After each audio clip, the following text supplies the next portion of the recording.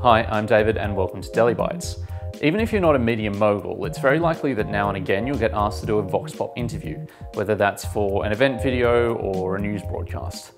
So on today's DeliByte, I thought I'd quickly run you through some pointers to come across on camera the best way possible and make sure that you're included in the final product.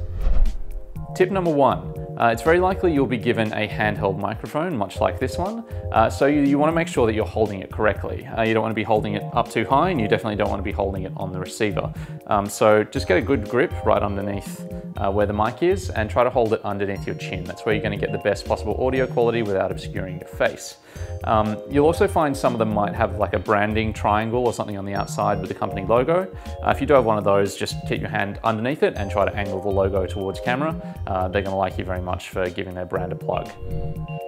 Secondly, check with the interviewer where you should be maintaining eye contact, whether that's straight down the barrel of the camera or to the interviewer themselves. And once you're told, keep your eye contact and don't flip back and forth between one another.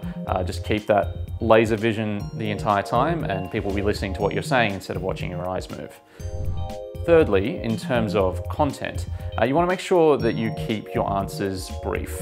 So keep it as concise as possible, say 2 sentences. That's all that an editor is going to be looking for. So you want to be the ideal one out of the bunch where there's not a lot of editing to trim down what you've said to have that be included in a video.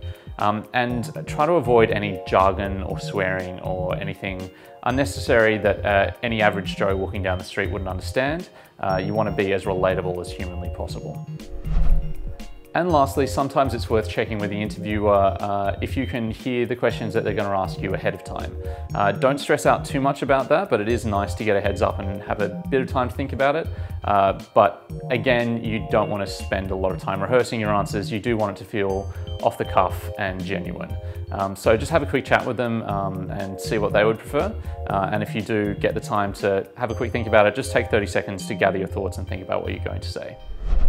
I hope this has been helpful. I'm looking forward to seeing a bunch of you in many Vox Pops in the future, and keep checking back to DeliBytes for more useful tips. Thanks.